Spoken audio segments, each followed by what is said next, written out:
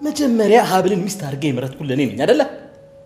ግን ሸጉደው እንደሆነ ካላወቅም ግን መውቀስ ካለብህ እኔን ውቀስኝ እባክህ። ልጅቷን ግን ተዋት እና እዚህ ቤት ውስጥ የኔ ሚስት ሆና እንድትቀጥል ነው ሐሳብ?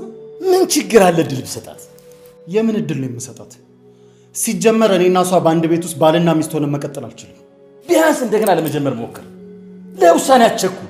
ምኑን ነው እንደገና ለመጀመር የምሞክረው? ቆይ ምን ብላ ነው? እኔ ምንም ነገር አላልኳቸውም። እንደውም በሰላም እንዳሰናብቱኝ ብቻ ነው የነገርኳቸው። ስለዚህ የፍላጎቷን አድርግላት። ቆይ በእነዚህ ሰዎች የተነሳ ሰላማችን መበጥበጥ አለበት እንዴ? ጋሼ መጀመሪያም ይሄ ነገር እንደማይሆን ነግሬዎት ነበር።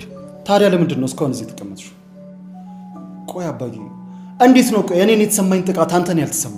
ምናልባት የተናገረችው ነገር እውነት ቢሆንስ? የእውነት ደግሞ ከአንተ ጋር ፍቅር ይዟት ቢሆንስ? አባዬ አሁንም እያስመሰለች ነው እኮ እያልኩ ነው። አጸደ ይህንን ያደረገችኝ መነናት በማለት እቤት መታ ለአቶ እስክንድር ስትነግራቸው፣ ነገር ግን ሀብል በፍጹም እናቴ ይህንን ልታደርግ አትችልም። እኔ አንቺን አውቅሻለሁኝ።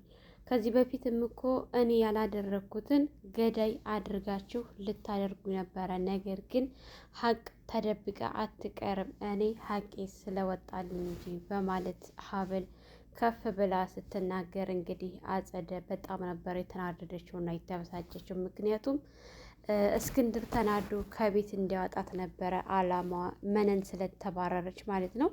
ነገር ግን አጸደ በዛ በዚህ ብትል ጭራሽ ሊሳካላት አልቻለም ማለት ነው።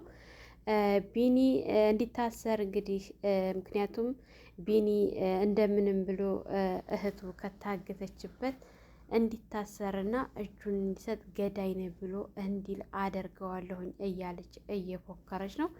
ነገር ግን ይሄ ነገር በፍጹም ሊሳካላት አይችልም። እንኳን ቢኒን መነንን ማሸነፍ አትችልም ማለት ነው።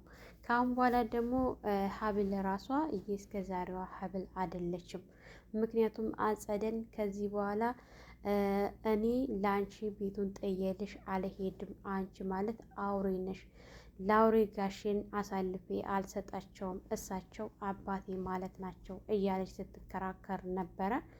ወደድሽም ጠላሽም እናትሽ ከዚህ ቤት እንደወጣች አንቺንም በቅርቡ መንቅሬ አወጣሻለሁ ስትላት ነበረ። ሰላም ሰላም! ውድና የተከበራችሁ የቻናላችን ቤተሰቦች እንኳን ሰላም መጣችሁ። የሀብል ድራማ እንግዲህ ሰሞኑን እየተለቀቀ አይደለምና ብዙዎቻችሁ ጥያቄ አንስታችኋል። ዩቱብ ቻናሉ እስከሚስተካከል ድረስ ነው በትዕግስት ጠብቁ ተብለናል። እንግዲህ እስከዛው ድረስ ዩቱብ ቻናሉን ላይክ፣ ሸር፣ ሰብስክራይብ በማድረግ ጠብቁ በተስፋ። ሀብል እንግዲህ እውነታውን አፍረጥርጣ ለጋሼ ነግራቸዋለች። እስከ ዛሬ ድረስ ምንም እንኳ እናቴ እንደዛ አድርጋ ብታመጣኝ አንድ ነገር የማልደብቀው ነገር አለ። ምክንያቱም እሱ እወደዋለሁኝ ብላ ስትል ጋሼ በጣም ነበረ የደነገጡት ማለት ነው። ምክንያቱም ትደብቀኛለች ብለው ስላላሰቡ ልክ እንደ ልጃቸው ስለነበረ የተቀበሏት። መነንን በጣም ብዙ መጥፎ ነገር ቢኖራትም ነገር ግን እሳቸው እንደ ልጃቸው ነው እየተቀበሏት ማለት ነው። የልጃቸውንም እንግዲህ ትሆናለች ምርጥ ልጅ ናት በማለት እሳቸው ወደው ነው እየዳሯት። ነገር ግን እሱ ፍላጎት የለውም ነበረ። በስተ መጨረሻ ደግሞ እንደዚህ አይነቱን ነገር ሲሰማ አሁንም እየዋሸች ነው እና እንዴት ነው የምታምናት? አስመሳይ ከሃዲ ናቸው። እናቷ ከዚህ ቤት እንደወጣች እሷ መውጣት አለበት እያለ እየተከራከረ ይገኛል ከአባቱ ጋር። እንግዲህ አቶ እስክንድር እሳቸው መቼም ቢሆን ከዚህ ቤት አትወጣም፣ እኔ ነኝ አይደለ መርጬ የዳርኩ ብለው ቢሎም እንኳን እሱ በፍጹም ሊቀበል አልቻለም። ዛሬ ስለተናደደ ነው እና ታያለሽ ይቆጨዋል በኋላ እንዳይከፋሽ እያሉ ሲያጽናኗት ነበረ ሀብልን። ሀብልም እንግዲህ የሆነው ነገር ከባድ እንደሆነ እንደምትረዳቸው ነግራለኝ። ነገር ግን እሱ ፍቺ ነው የምፈልገው ብለሻል፣ ፍቹን እፈጽምልሻለሁ፣ እዚህ ቤት ምንም የቀረሽ ነገር የለም፣ ውልቅ በይልኝ፣ ላይሽ አልፈልግም እያላት ይገኛል። መነን ከዚህ ቤት ወጥታለች። የመነን መጨረሻ ምንድን ነው የሚሆነው? አጸደ እንግዲህ መነንን ለመታገል ሞክራ አልተሳካላትም። ዘርራት ነበረ። እንዳውም መነን በጣም ፈርታ ነበረ ወርቃ ስትቀርባት ወይኔ ጉዴ እያለች ድንጋጤ ላይ ወድቃ ነበረ። ምክንያቱም እየሞተችባት መስሏት ነበረ። በመጨረሻም እንግዲህ ከተኛችበት ራሷን ከሳተችበት ስትነቃ በዛው ሞተሽ በሆነ ይሻለሽ ነበረ ምናምን ብላ በጣም ስትዝትባት ነበረ። እንግዲህ ሀብልም ጥላት ሄዳለች።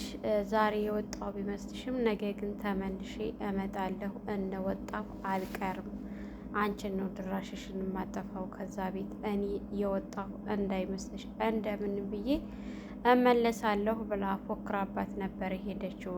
ነገር ግን አጸደ እንኳን አንቺ ልትመለሽ ይቀርና የቀረው ልጅ የቀረችውንም ልጅሽን መንቅሬ አወጣልሻለሁ ብላት እሷም ዝታ ነበረ የተለያዩት።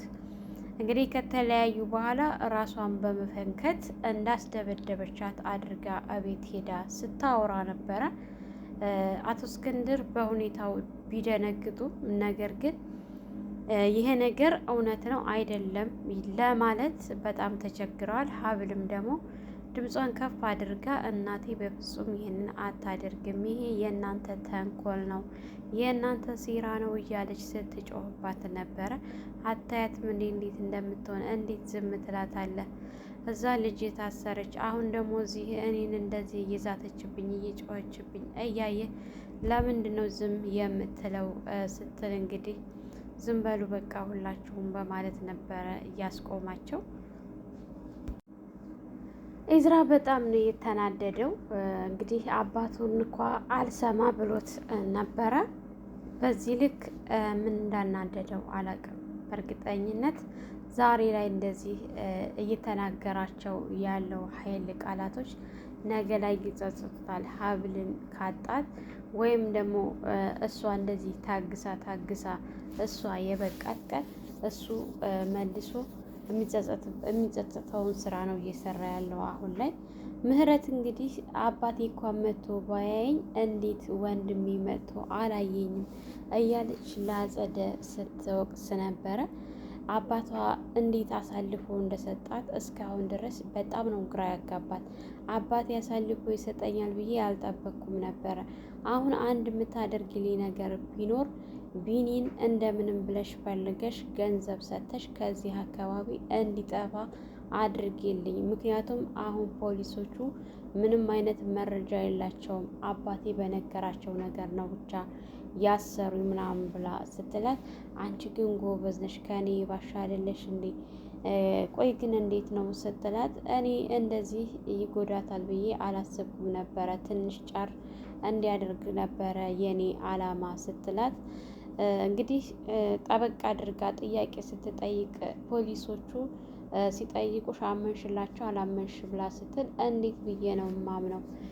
ቢኒን ታውቂዋለሽ ብለው ሲጠይቁኝ እኮ በፍጹም አላውቀውም ብዬ ነው የደረኩት። ላምን አልችልም፣ እንደማላውቀው ነው የተናገርኩት። ያምሻል እንዲም ቆይ ምንድን ነው አላማሽ ስትላት፣ እንግዲህ አጸደ አንዳንድ ነገሮችን ተቀብላ ሄዳለች። እውነት እሷን ታግዛታለች ወይስ ደግሞ አባቷ አሳልፎ እንደሰጣት? የሁላቸውንም ተንኮል በነገራችን ላይ ሀብል እያንዳንዱ ተንኮላቸውን ታውቃለች፣ አላማቸው ምን እንደሆነ።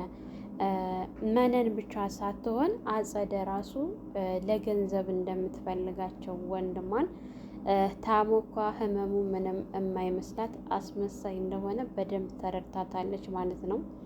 እንግዲህ ኢዝራ አሁን ሰዓት ላይ በጣም ተበሳጭቶ ተናዷል። ሀብልንም ሆነ መነንንም ማንኛቸውንም ሲቆጣ ነበረ። አንድ እንኳን ሊረዳቸው አልቻለም። ቀረብ ብሎ ሊያዋራቸው አልቻለም። እህቱ እኳ ስትታሰር ምንም የተናገረው ነገር የለም ማለት ነው። ከታሰረችም በኋላ ራሱ አለችበት ቦታ ሄዶ አልጠይቃትም እስካሁን ድረስ። ይህ ነገር የእውነት አናዱት ነው ወይስ ደግሞ እህቲቱ በመታሰሩ ደስተኛ ስለሆነ ነው? ብቻ ግራ የሚያጋባ ነገር ነው ማለት ነው።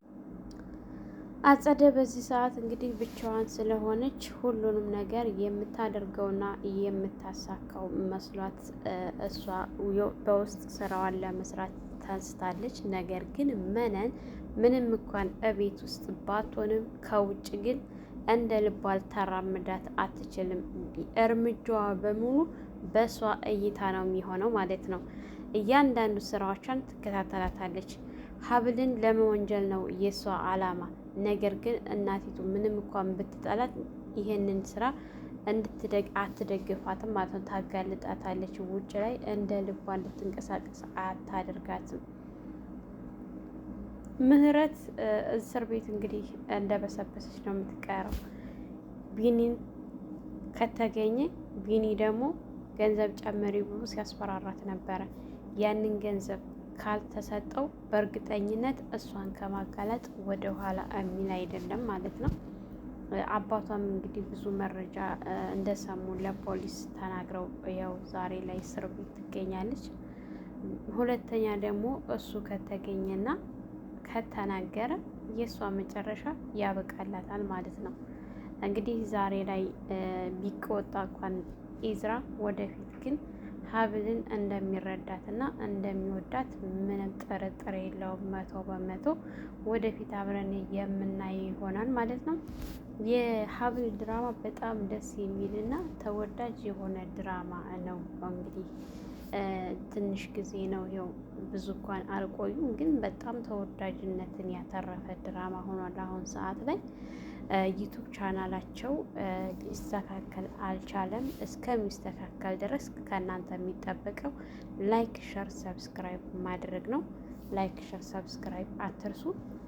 ለነበረን ቆይታ ከልብ አመሰግናለሁ። በሌላ ቪዲዮ ተመልሼ እስከመጣ በያላችሁበት ፈጣሪ ይጠብቃችሁ፣ ሀገራችንን ሰላም ያድርግልን፣ ወጥቶ ከመቅረት ይጠብቃል እያልኩ በዚሁ ሰናበታችኋለሁ። መልካም ቆይታ ከእናንተ። ላይክ፣ ሸር፣ ሰብስክራይብ እንዳይረሳ። በሌላ ቪዲዮ እንገናኛለን። መልካም ጊዜ ይሁንላችሁ።